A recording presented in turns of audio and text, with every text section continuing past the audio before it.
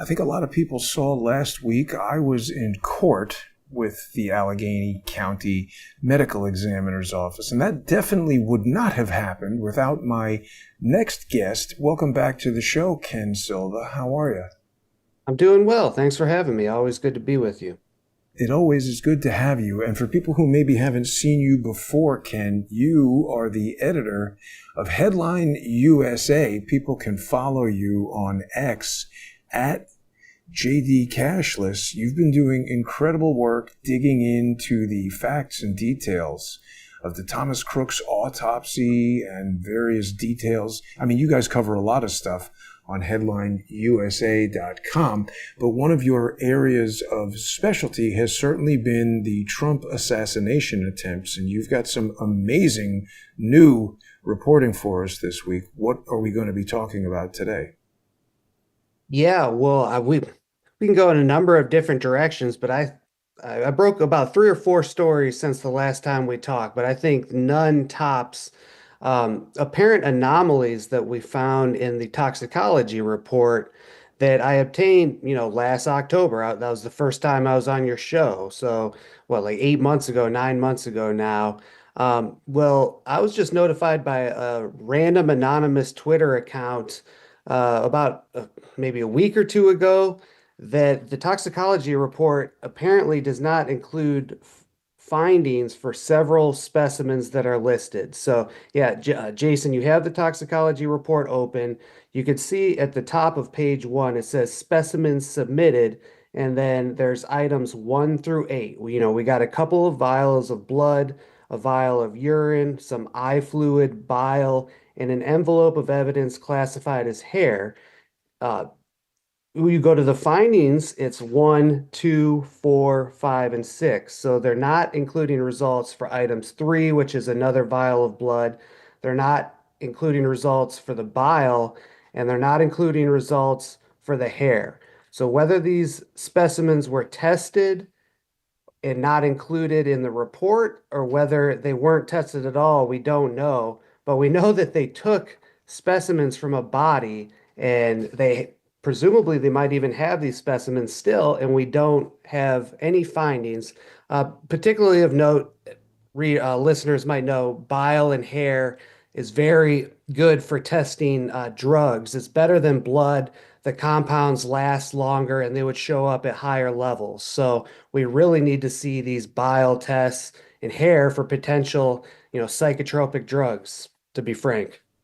Right. I mean, this is also just so weird, Ken, because there have been all these questions about this autopsy from the beginning. I mean, this is what I'm there in court asking them about. Just tell us how you figured out that this guy was even Thomas Crooks. You helped me get to the original reporting from the Washington Post, I believe it was, that told us that the FBI just showed up at his father's house and said, hey, we decided it was your son because the rifle that he had on the roof was a serial number that traced back to you. It doesn't sound like any kind of forensic examination into determining who the dead guy is. Yeah, they claim to use facial recognition, and I think the night, so the around midnight on July 13th, that first press conference, the FBI special agent in charge of the Pittsburgh office, Kevin Rojek, also said, I'm pretty sure he mentioned something about analyzing DNA, which observers quickly remarked that like you're not going to be able to do a DNA test that fast, even if you're an FBI crime lab. So yeah, I think the initial identification rests largely on supposed facial recognition. We haven't gotten any kind of original report or analysis that was conducted that night. Like we need, presumably a facial recognition test would have Crooks's photo ID matched with the face on the roof or something like that. And we don't have any kind of report from the FBI to that end. Not, not only that, but any kind of facial recognition, I think, would have to come into question right now because unfortunately, we can't look at this stuff in the format that we're in right now. So I do want to remind people, Ken, you and I are going to be doing a sponsor exclusive video right after this. So people are going to want to stay with us. They can join us on substack.com/@KenSilva. Also on subscribestar.com and patreon.com/crowdsourcethetruth or crowdsourcethetruth.substack.com. Also for my subscribers on X at JG_CSTT. But of course, the facial recognition photo that the Beaver County ESU wants us to believe they used was this completely not acceptable facial recognition photo of a guy on the roof with his teeth shot out, blood all over his face, a 3/4 view, lots of stuff in the background. In my lawsuit against the medical examiner, I pointed to that evidence. This was also in my right to know action with the Beaver County ESU. I point out that the NIST, the National Institute of Standards and Technology, the same people who calculated the implosion of Building 7, they point out that a facial recognition photo, it's like at the airport. They want you to take your baseball hat off, take your glasses off. It's got to be a clear, evenly lit picture of your face with no distracting background. Any of those type of additional interference elements, like blood all over the guy's face and his eyes closed and not looking into the camera, make the photograph unsuitable for facial recognition. So how would they have identified the subject on the roof with facial recognition? Yeah, again, I think we would need the actual analytical report, presuming that one exists. Yeah, you mentioned that Detective Gianvito took the photo and supposedly sent it for some reason, I think, to like the Philadelphia ATF office. I mean, yeah, none of this makes sense. And again, I don't know why we're one of the only ones to be asking these questions. This is coming on the heels of Donald Trump, I think 2 days ago, said the FBI told me there was no anomalies in this case, and I believe them. Senator Rand Paul closed the investigation of the Senate Homeland Security Committee that had open throughout the first half of this year over the objections of his colleagues, including the Democrat Gary Peters. So I don't know what Rand Paul's doing either, but it's just all very bizarre. Now, the other thing is you had some evidence here about text messages from the ATF. So there's even more information coming out in that regard. Isn't that right? Oh, yeah. And this is another anonymous Twitter account. You got to credit these guys. They're doing some yeoman's work. I don't consider myself any kind of expert. I just try to get the evidence, file the records requests, and put the information out there for people to do their own work. In this case, I think the Twitter account's Piper at Piper something. She found ATF text messages between some of the local cops, like on July 12th, saying, "Hey, I got a text message from a buddy who's saying the ATF is asking how to get in the site the next day." And the locals are like, "Well, why aren't they asking Secret Service about this? Like, why are they going through us?" The next day, of course, we know from interview transcripts that a Secret Service agent, I think the site counterpart, Dana Dubray, was backstage, and she sees some Trump supporters kind of leaning up against a bike rack. And a man apparently in plain clothes says, "Hey, we're afraid that bike rack's about to fall over." And Dubray says, "Well, who are you anyways?" And the guy says, "Oh, I'm with the ATF." And Dubray never questioned that. She's like, "Okay, well, that's odd," but she didn't ask for his credentials. And then it comes out later that this ATF guy was there without the knowledge of the Secret Service. And the ATF will simply say he was there in his, quote, personal capacity, even though he was there backstage for some reason. The Senate Homeland Security Committee, Ron Johnson has subpoenaed the FBI. That's great, but he really needs to issue a subpoena to the ATF because they've got their fingerprints all over this case. And yeah, we need answers. So I've said that like 5 times already in 10 minutes, but it's just, what else is there to say? I mean, I agree with you that it was very strange to hear Donald Trump say that he was satisfied with the investigation. It almost felt like a nail in the coffin of any further, certainly any in-depth investigation. He just wants to move forward focusing on success, leave any kind of failure or even question in the rearview mirror. Well, I never knew that I would be such a fan of Senator Ron Johnson. I don't agree with his voting record, but he seems to be kind of like Grassley, where like their votes are bad, but they do some good oversight work. And he has subpoenaed the FBI, and they have till August 1st to give him a trove of evidence, including security footage from a business called, I think, King Cones. It's an ice cream shop behind the AGR building, and that's the Oh, camera. I went there. Oh, you did? Okay, nice. How's the Yeah. ice cream? You know what? I got the impression that it was going to be like locally sourced from Butler, Pennsylvania, cows and all that, but it was just sort of like artificial ice cream. So I didn't eat anything there. Well, did you get a chance to check out the cameras? Because apparently they had a It's clear view of the close. AGR It's building. close. It And definitely like was walking from the whole Butler site to my car, and it was right there. yeah, and a Google Earth image shows that it has a pretty clear vantage. At the very least, at some point, it would have shown, who Crooks, the kid, Uric, whoever we think this guy is, walking around. There was a Mars City councilman named Bradford Price actually filed a lawsuit against the Pennsylvania State Police for body cam footage of the same area. He says that he saw a quote, young man walking, open carrying a rifle with several other men walking closely behind. And that's in the same era at 3:50, around like 3:30, 3:50 p.m.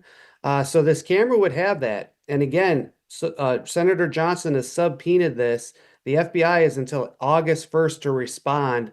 I hope Johnson has some cojones and sticks to this and is willing to go to the mat, because I don't have a feeling that the FBI is just gonna uh, fork this over without a fight. Yeah. And, when we started on the ATF, I guess it's a little bit, I think AGR is, yeah, right there. And Oh the yeah. ice cream place is right over here. Yeah. And it's a big open road. There's not too much. There's a pizza place and this U-Haul thing. And there's a lot of parking lots. These different businesses were selling parking spaces. And I was parked in one of them and just stopped at the ice cream place on the way back to the car. But Ron Johnson is also the first guy to even say anything about the ATF. He told Maria Bartiromo, like the next day, that this picture had been texted to the Philadelphia ATF. Yeah, that's exactly right. So yeah, again, shout out to Senator Johnson. So he first came on my radar, I think in 2021 when he issued a letter about another topical issue at Jeffrey Epstein. And at the time I'm like, oh, who is this Ron Johnson guy? One of the only men in Congress who's willing to even write a letter about this. So yeah, I don't know much about him, but he apparently seems to be good about at least a few things. Yeah. And so, I mean, after he mentioned that, that was what prompted me. We'll play this during the sponsor exclusive segment because I seem to have it posted with a lot of pictures of the exploded face. But, when I did my right to know with the Beaver County ESU, and I mean, again, it had to be a mistake, but they sent me that unredacted stuff with all the phone numbers. I called this ATF agent, and we'll listen to it. Well, I guess we could listen to it here. There's nothing on that. You've heard that call, right, Ken? Yeah. But it's good for people to hear if they haven't heard it because, I mean, again, this isn't necessarily definitive proof of anything, but it is quite suspicious. It's a series of texts that I sent to this guy.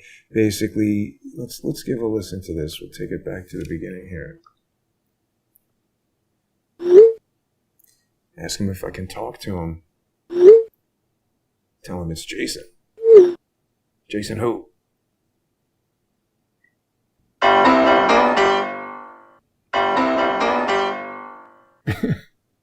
He wouldn't answer the first call.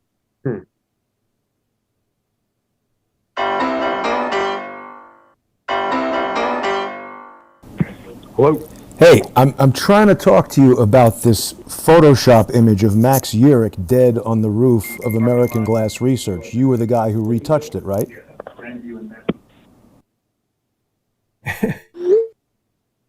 Thanks for the confirmation. Wrong number. I don't think so, smart guy. See you in Congress. Bad Photoshop skills, by the way.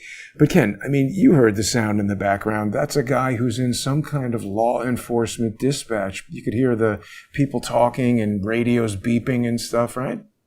Yeah, yeah. And who this guy might be, the name mentioned in the text messages released by Piper is Robert McGlennon. And we could jump right into this. You could look up that guy's LinkedIn. It's very intriguing. He worked before the ATF, he was with the Department of Energy. And that means he had like a top secret security clearance. And I Whoa, haven't heard, I'm not a ATF expert, but I've never heard from somebody jumping from nuclear security in the DOE to the ATF to make, run-of-the-mill gun cases in Pittsburgh. Very interesting. And the ATF won't produce this guy for interviews to Congress. They won't disclose any information about him. So wow. the implications are unclear, but, it's bizarre. That is, see, I hadn't gone that far. I see that. Wow. Excellent work there, Ken. See, I was a little suspicious of these unknown accounts, but when you go and corroborate it, this is what I love about you, man, the gumshoe aspect. Look at that. So we've got Robert McLennan. The name came up from the unknown text message, but here is Robert McLennan working in the Pittsburgh, Pennsylvania special agent with the ATF. Oh, Wow. and so he had a profile picture the last time I saw. I actually reached out. I contacted him the other day and Oh, I asked, all these anonymous accounts, these researchers believe that you're the ATF agent on the ground in Butler. And he didn't delete his account, but it looks like he took down his picture, that's uh, interesting. which is interesting because Piper believes that it's this guy he's got a backpack with antennas sticking out of it. I mean, this sounds like crazy conspiracy stuff, but like, what was he doing with the backpack with antennas sticking out? I What's saw going that on? guy with the backpack and the antennas, and I had presumed that that was Rafael Eduardo Castro because the antennas could be used to control, counter UAS drones, but maybe it's this guy. Did Well, you screen Castro, capture this picture? uh, the picture of the guy in with the antennas, Piper, that should be on one of Piper's recent tweets. Hopefully you could find it. Yeah, I screen grabbed his whole LinkedIn, so I have his LinkedIn profile picture. I don't know if it's the same guy or not, but the fact that he's mentioned in the text message, he is a Pittsburgh ATF agent, and it's somewhat of a resemblance. Oh, Uh, yeah. yeah, so Castro, from what I understand, reading all the interview transcripts, he was in the security room the whole time. He had been by the stage, but he supposedly couldn't get the drone detection equipment to work, so he went in the security room, was there when the shots were fired, stayed there in the aftermath to help coordinate the response. People think that's McLennan. I don't know. Wow. Ken, this is huge. It is huge. Yeah, it's absolutely huge. And I'm a little nervous. Like we're the only people looking into this. Like why we need some support from Congress. I don't. It doesn't seem to be coming. I mean, again, there's all these things. We've got Epstein. We've got now Obama being accused of treason. It just seems like this is, like I said, it's sort of in the rear view mirror. It's really unbelievable. I mean, certainly if somebody tried to kill me and then I became the most powerful law enforcement guy in the country, I would definitely dig into it. But there's more stuff on the medical examiner, isn't there, that we haven't completed yet? I was just about to mention that. So if we haven't gotten spicy enough, let's talk about Ariel Goldschmidt. Right. Uh, it should be, but that one tweet where I'm like, if you only knew how bad things are, I have an article right underneath that is what I'm referencing. Turns out that Goldschmidt, after the October 7th, 2023 massacre, a dual citizen Israeli, was went to Israel and helped identify the people killed. And pictured next to him is a guy named Chen Kugel, who made all the claims about finding beheaded babies, the unsubstantiated claims, I should Whoa. say. So those he's standing right next to him. I'm like, you can't make this How stuff could up. that be? Wow. And so I want to know, does Goldschmidt think that, like, did he see decapitated babies in Israel? Is he part of that a whole psyop? And like 8 months later, he's Well, wasn't doing it the determined that there were not actually decapitated babies? That whole woman who was asking the guy, and then when they asked her again, she wouldn't say it or something? yeah. I mean, they've released no evidence to substantiate the claims. And yeah, this guy's buddies with our Trump shooter medical examiner, who Unbelievable. we already mentioned the toxicology reports, but for anybody who doesn't already know, like we've talked about this a million times, there's a controversy over how many times the shooter was shot and when. Was it the local cop who saved the day and shot him first, or was it that Secret Service sniper who didn't shoot 15 seconds later? We'll never, I think it's the local guy. I think it's clear because the shooter stopped shooting after that ninth shot from the local on the ground.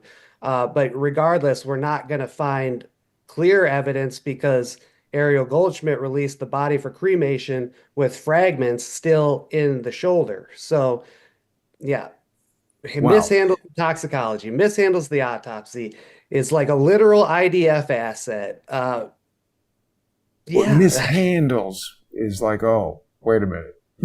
Hey, I'm sure his people are probably watching. Some people are probably watching, so I don't want to libel a Right. man. I mean, Right, right, right. people can draw their own conclusions. Hmm. Now, there's something else, though, too. We've got a lot more stuff to dig into here that we'll get to on the sponsor exclusive segment. People can be able to join us for that in less than 5 minutes. But wasn't there someone who was sort of dismissed from the medical examiner's office in close time Oh, proximity to you obtaining this report? yeah, I don't know the significance of this, but I did notice that the scientist, I think her name's Katrina, who actually signed off on the report on page 2, that's her signature on the right side. Um, Yeah, she put up a LinkedIn saying I'm open to work, but I think she actually still might be with the Allegheny County office, so I don't know if she switched jobs. She's still listed as there, but another one of these coincidences that's worth noting. Yeah. And Ken, what do you think? Just your opinion. When I'm there in court, they've got this, Commonwealth attorney who's fighting tooth and nail to not reveal how they determined it was Thomas Crooks. I mean, isn't it pretty clearly a matter of public interest? Why would they not want us to know how they determined that the dead guy was Thomas Crooks? The only thing I could think of is that, government bureaucrats are always going to argue against disclosure. They're going to always give you as little as possible because they don't want to set a precedent. But yeah, that's being awfully generous because this is an historically important case. And just to take a little bit of heat off those guys, they gave everything to Congress. They gave everything to Chairman Mike Kelly. And we know this because Clay Higgins released the X-ray and the partial photo of the ear. So we know they have stuff that we don't, not just the report. But Chairman Kelly says, oh, this is, quote, too gruesome to make public. And, the stuff we have isn't really gruesome at all. It's pretty technical, dry medical descriptions. So I think he's being a little disingenuous there. And even the gruesome photos, like we need that to prove whether it was Crooks. Yeah, I mean, it's not even as bad as a Quentin Tarantino movie. And we'll Yeah. look at that stuff. I mean, if we show it here, we're going to get banned from, I don't know, YouTube or X or whatever. But when just a minute from now, we're going to do this. We'll go over to substack.com/@Ken Silva, also on Crowdsource the Truth. Substack.com and subscribestar.com and patreon.com/crowdsource the truth. We'll take a look at all of that and more. We've got a lot to talk about, so stay with us, everybody. Ken Silva from Headline USA is my guest, and we'll be right back. Thanks for watching, everybody.